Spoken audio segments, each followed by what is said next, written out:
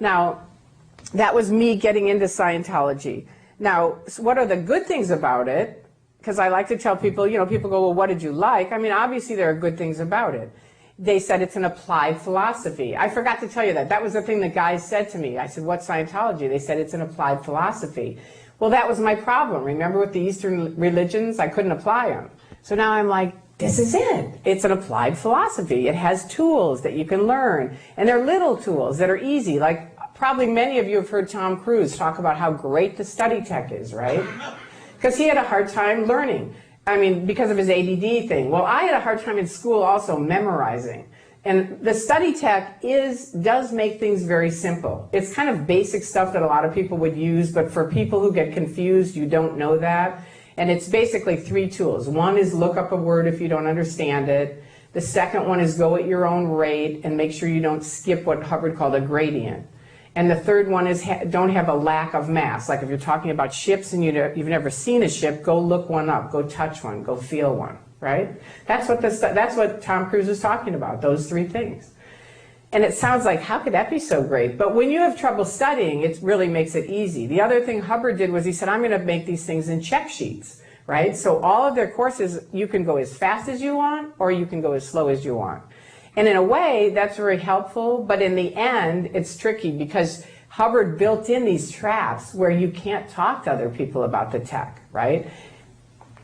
He called it keeping Scientology working. And it's in every single course that you study, every time. You have to read, and it isn't just this, it's a 6-page article where he goes on and on and on. But I'll read you the points. It's having the correct technology, knowing the correct technology, knowing it's correct, teaching correctly the correct technology. Now those are like obvious, you know, okay. But then this isn't in here, but he has a whole big long thing on why do groups fail, and they fail because people don't rat on each other. Like she might not be knowing the tech right, I see it, I don't write it up on her, and she's going to get screwed up and leave.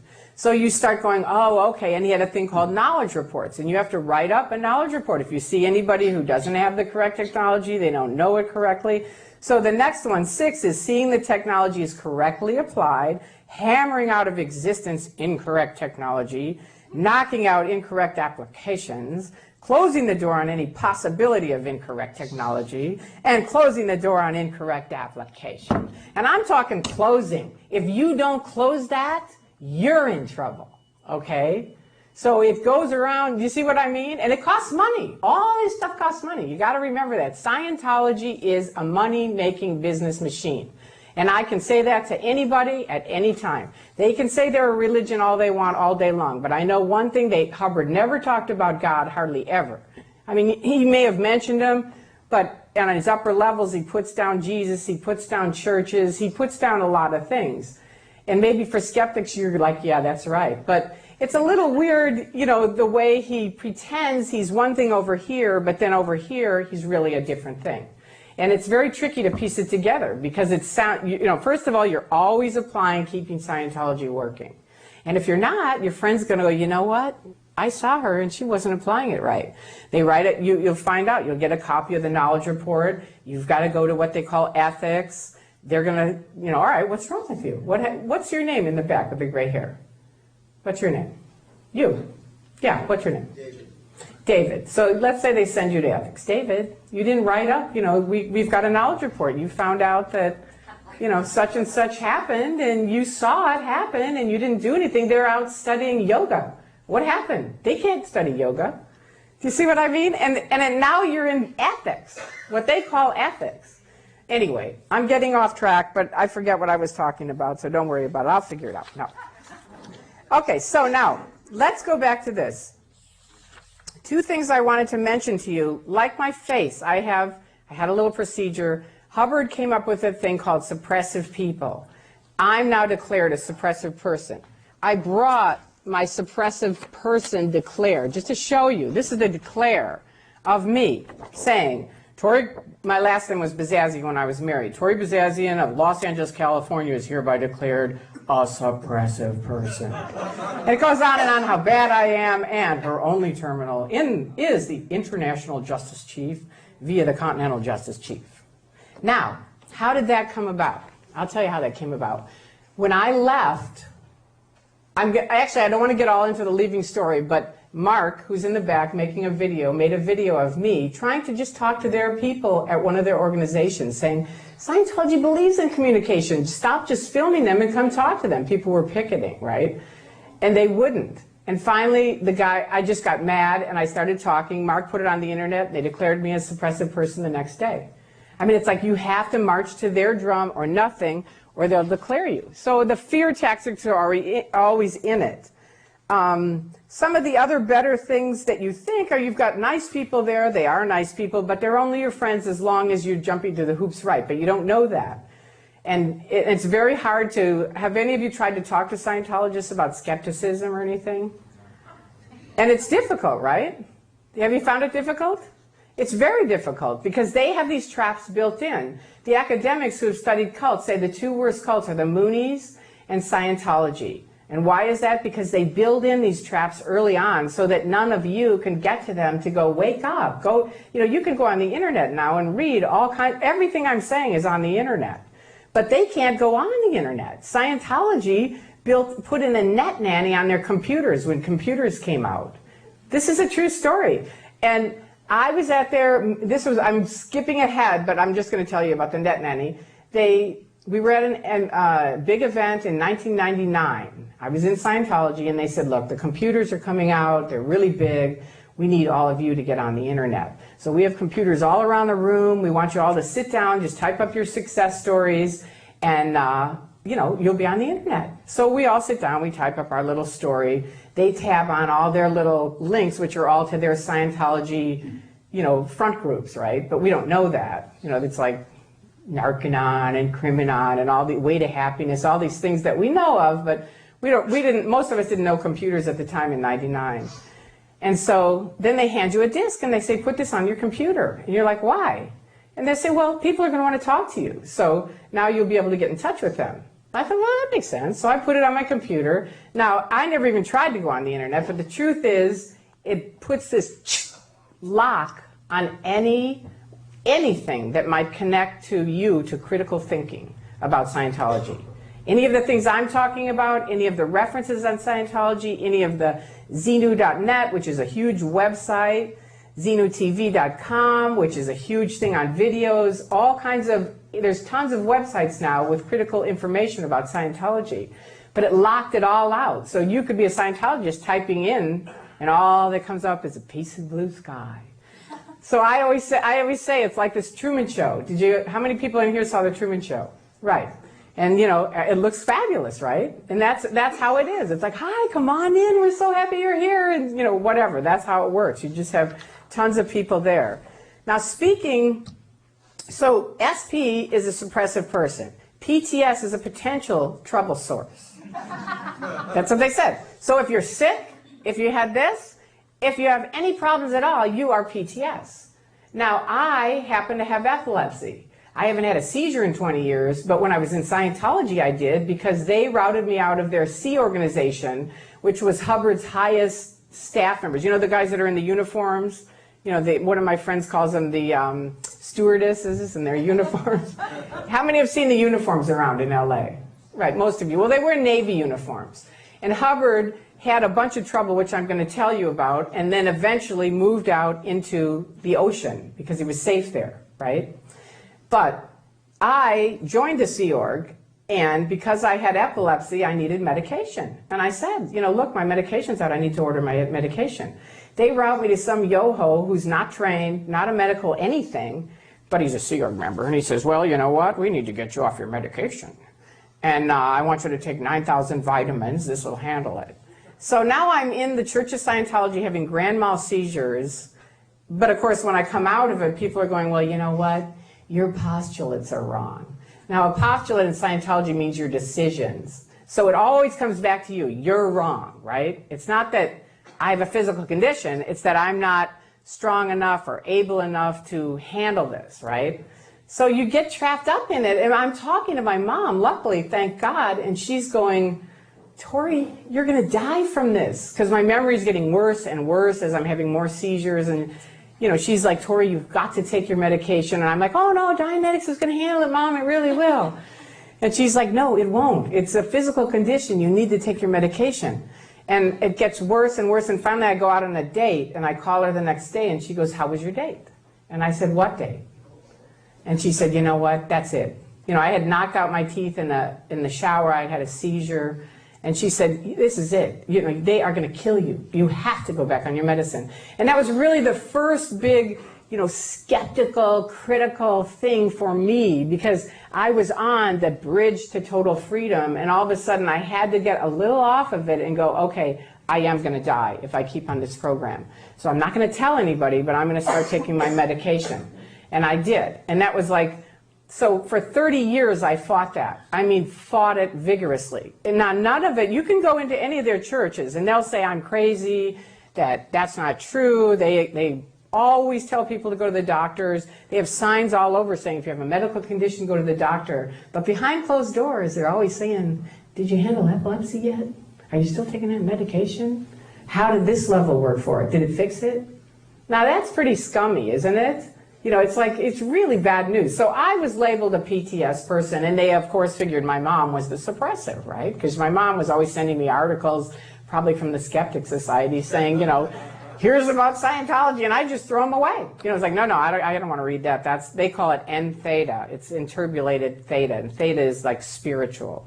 So it's like, no, don't read that, it's N theta. Don't look at that, it's N theta, right? So I was like shutting down all the time on that. Now, early on with Hubbard, he had some trouble in the early days. In 1950, he came out with Dianetics, Modern Science of Mental Health. I know some people who were in then, and they did what they called co-auditing, where it's like you would audit me, I audit you. Auditing is like counseling, right? It was basically talk therapy, but with a few little twists on it. And his biggest twist was that he said, you have a reactive mind and you have an analytical mind. The analytical mind is like a computer, it's just storing information. The reactive mind is filled with mental image pictures of pain and unconsciousness and losses. Now, how many people in here can say you don't have any pain, unconscious, or losses, right? I mean, all of us. So you read that and you go, wow. And Hubbard said you could erase your reactive mind. Now, again, this conversation I'm having with you, I never had with my husband of 27 years. So you might be going, I don't get it. You know, why would you fall for that? But you remember, keeping Scientology working, you can't talk about the tech to people. You can only read it and learn it. If you start discussing it, you're off to ethics again, right? Because it's either the tech works or you're going to ethics. Because it's like there's a thin line, Hubbard said, between ethics and tech. And it's like if someone's having a problem, they go to ethics. So, where was I? Okay, so Dianetics comes out. They start co-auditing, and people are starting, you know, Hubbard was like a good, like a P.T. Barnum kind of thing. He had a lot of charisma. People liked him. The people I knew that were in then, they were pretty jazzed. It was pretty exciting. And mental health wasn't doing so great back then, so this was Dianetics' Modern Science of Mental Health. And Hubbard said you could erase your reactive mind and you would be clear, right? Have any of you ever heard that term, clear? Right, which is no reactive mind, which he said you'd have a perfect memory, you'd have no more upsets, no more moments of loss, you'd be right in present time all the time, computing perfectly, okay? It sounded pretty good to me. I thought, wow. And I was excited. In Scientology, there's two sides to it. There's auditing and there's training. So they can either get you in, if you're, let's say you're upset, they would go, you need to go clear. Come on in, we'll get you clear. Let's say you go, I want to help mankind. Come on in, we'll train you up as an auditor, we'll get you clearing people. And you can, you know, and my grandfather was a doctor, and I was always around, he helping people, my dad helping people.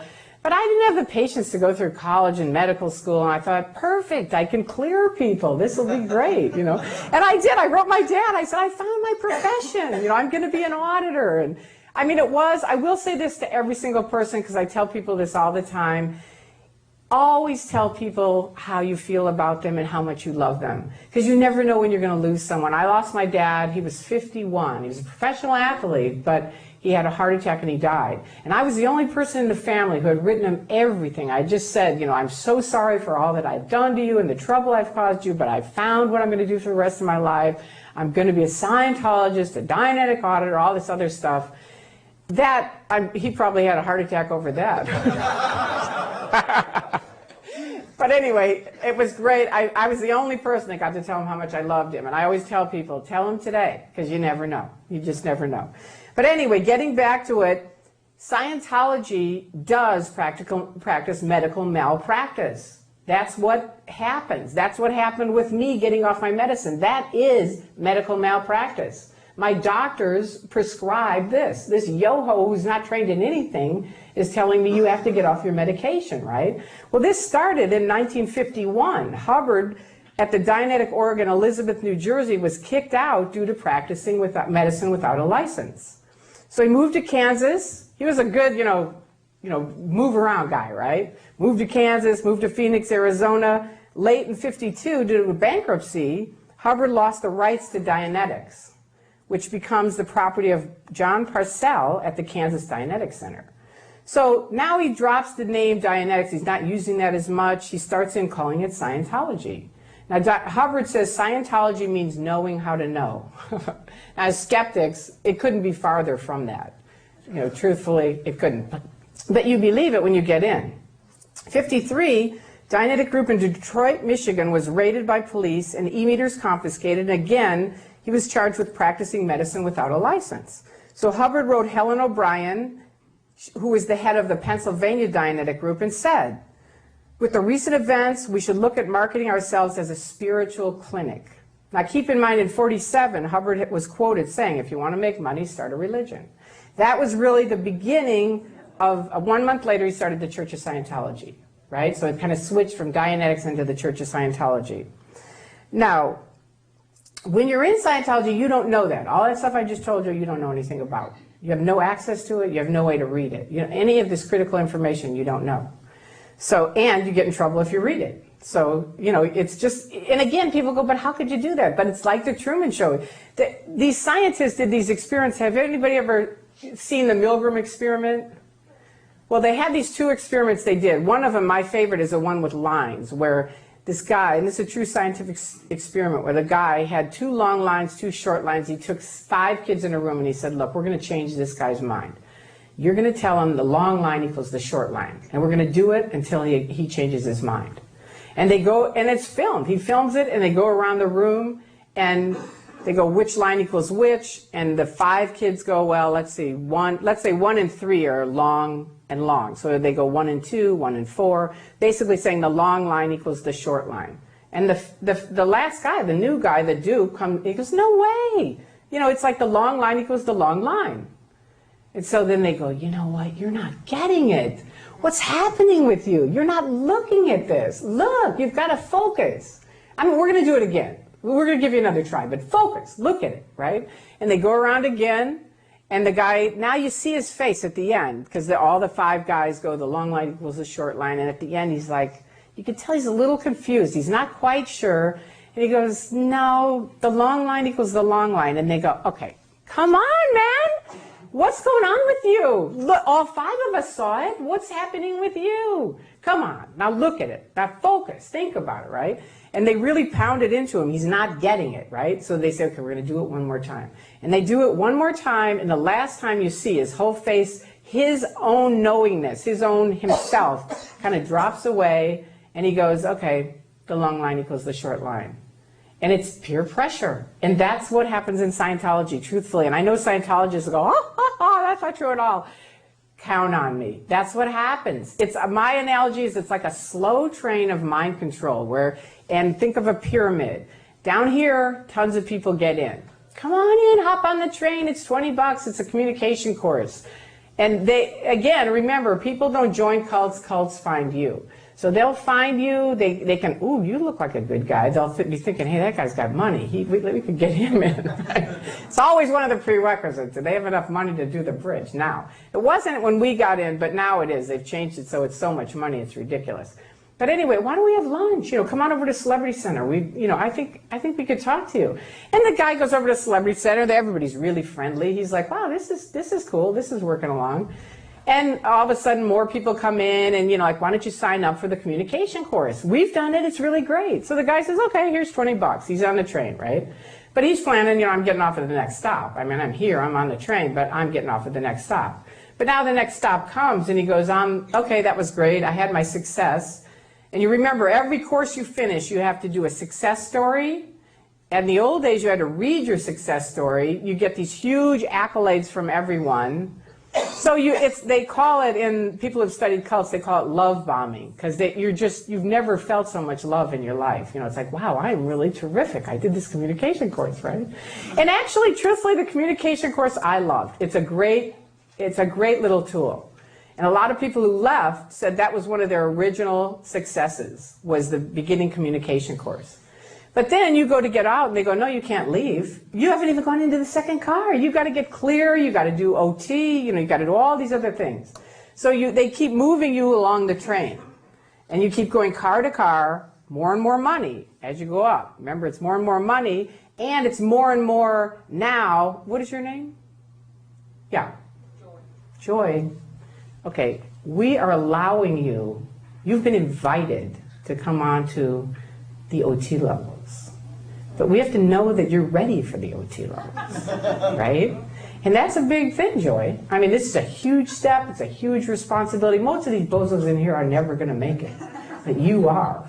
We picked you out. You know, we know you can do it. You can. Most people, they won't make it. They don't have the money. They don't have the intention.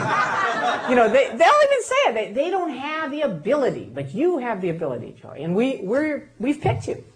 And so we want you to come in. We're going to show you a little video and see if you're really, you might not be. There's a couple other people in the room that might make it, but we think you're it. So we're going to show you a few things to do an interview with you, and then we'll see if you're ready or not. See what I mean? So it's like all these little things that just get you like, okay, I am ready. No, I'm ready. Yeah, they are bozos. I'm ready. But that's how it works. I swear to God. And it's level after level. But what happened with Clear, getting back to that, Clear didn't work. Hubbard said he got the first Clear. They had it down at the Shrine Auditorium. And remember, he said, you have perfect memory, you have a great IQ. So the first Clear went up on stage, and he said, what color is my tie? And she couldn't remember it. And that was like, whoa, you know, not too cool. So he had to come up with something else to keep the people jumping through the hoops. So he said, don't worry, there's another level. It's called operating Thetan. Remember, he had the Thetan mind and body. Thetan is the spirit, mind is your mind and body. And he was like, Dianetics really handled the body, Scientology addresses the soul. And so he was like, okay, we're going to get you to be an operating Thetan, right? And you're like, well, what is that? And he's like, we can't tell you, it's confidential. It's so, it's so secret, we can't tell you. So you're like, okay, you know, a lot of it is secret, and you're like, okay. But you have to remember, ethics is happening all the time. Ethics is huge in Scientology. They have statistics for everything. The staff have statistics. They have the Sea Org, they have staff, and they have public. So the Sea Org are the guys in the uniforms. Sometimes they let them wear suits because the public gets sick of their uniforms, so they try to make them blend in. But they're basically the Sea Org. Staff are people that have signed and Sea Org signs a billion-year contract also. Keep that in mind. Staff is a 2 to 5 year contract, and then public are people that are just public, and volunteers. I was in the Sea Org, they routed me out, then I was on staff for a few years, left that because I had a child, and then I ended up being a volunteer for the Office of Special Affairs, which is they say it's their PR and legal division. The truth is it's their dirty tricks. It's heavy stuff. It's very heavy stuff, and that's why Steve Allen said they're a cult. You know, it's like they are. They're not a religion.